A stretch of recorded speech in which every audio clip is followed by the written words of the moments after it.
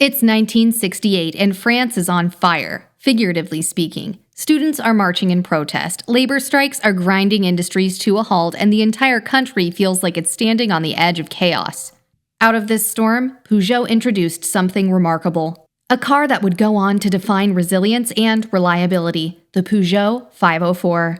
At first glance, it was just another sedan, modest and unassuming, but beneath its elegant exterior lay the blueprint for a global icon. From the bustling streets of Paris to the rugged, dusty trails of rural Africa, the 504 wasn't just a car. It became a lifeline, a legend, and, in many ways, royalty on the roads. But what made the Peugeot 504 more than just another car? How did it rise from the chaos of 1968 to become a global icon? To find the answer, we need to go back to its roots, where the legend began. The story of the Peugeot 504 begins in the late 1960s, a time when Peugeot was already a household name in Europe. With a history dating back to the 19th century, the French automaker had built a reputation for crafting reliable and durable vehicles. But by the mid-60s, it was clear their beloved 404 was nearing the end of its reign, and the company needed a new flagship model to take its place. So then came the idea of the 504. This wasn't just a car for Peugeot.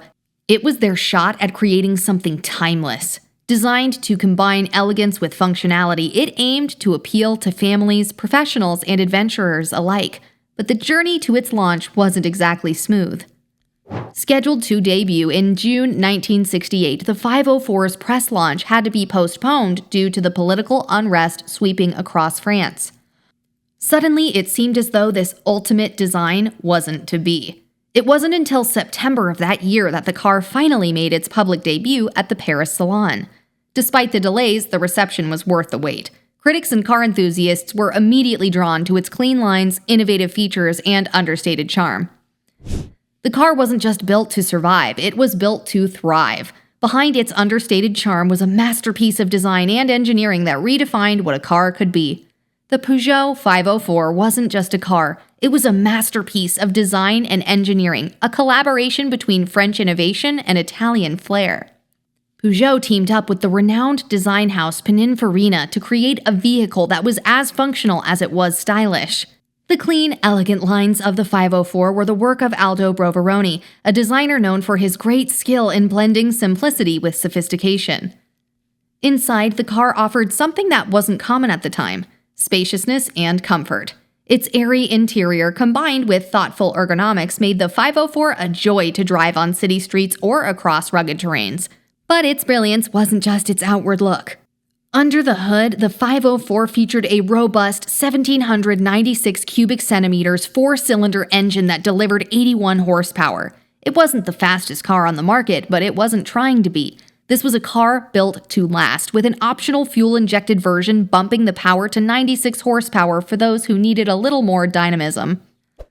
And Peugeot didn't stop there, offering a 4-speed manual transmission as standard and an optional automatic transmission for added convenience.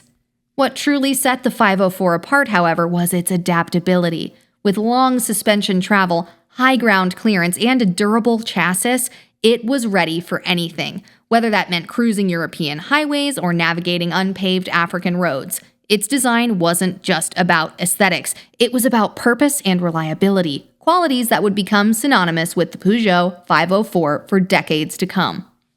The brilliance of the 504's design wasn't limited to Europe. Its adaptability and durability made it a perfect match for drivers across the globe, from bustling cities to the harshest terrains. When the Peugeot 504 hit the roads, it quickly proved it wasn't confined to the neatly paved streets of Europe. Its rugged build, long suspension travel, and high ground clearance made it an instant favorite in regions with less forgiving terrains. Nowhere was this more evident than in Africa.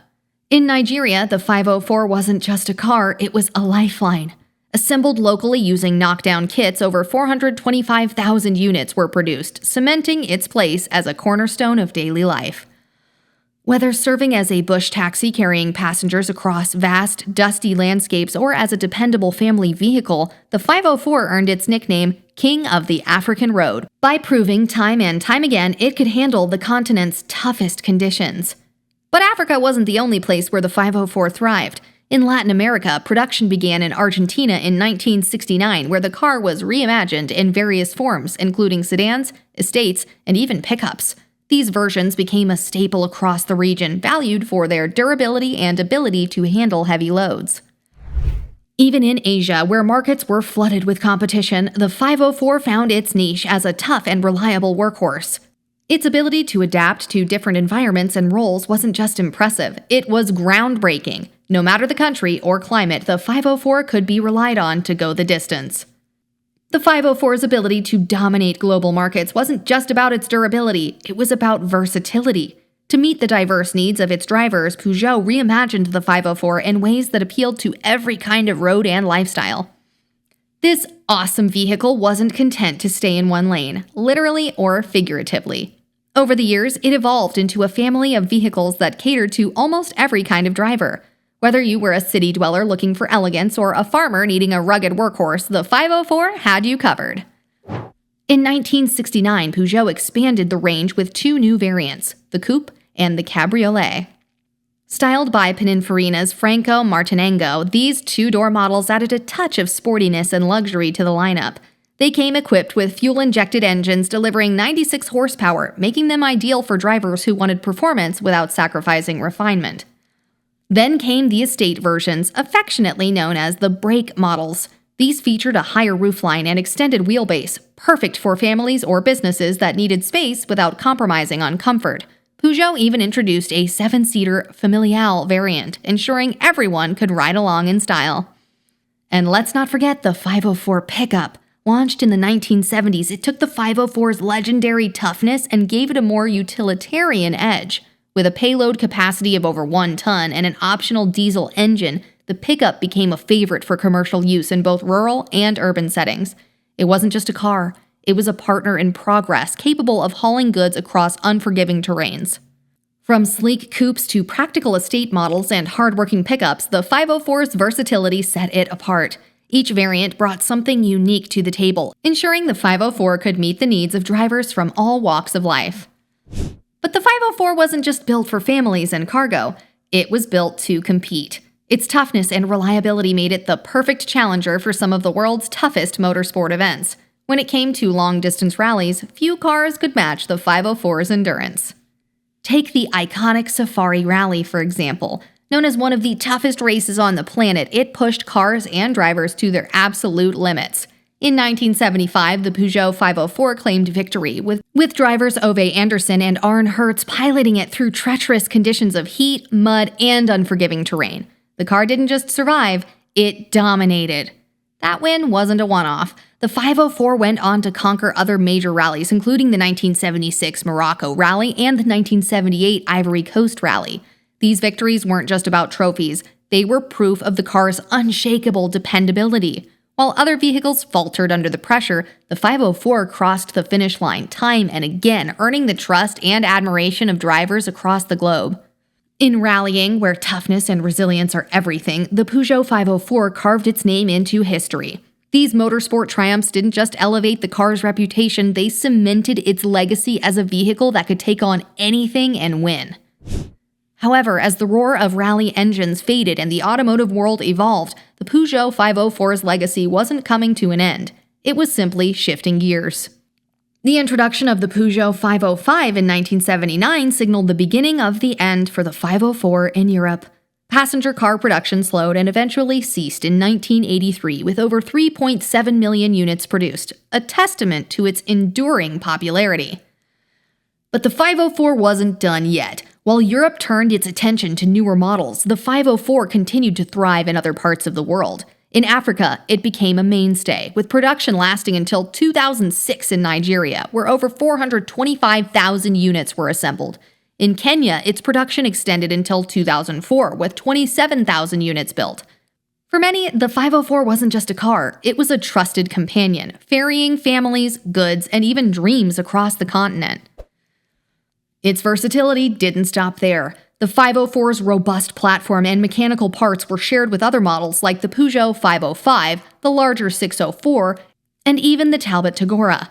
This parts commonality not only extended its legacy but also ensured that the 504's influence would be felt long after its production ended.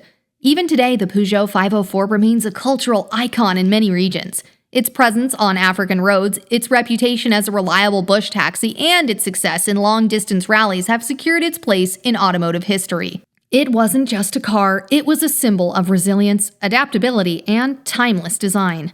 As the last 504 rolled off the production lines, it left behind more than just a legacy of engineering excellence. It left stories of journeys taken, challenges conquered, and memories made.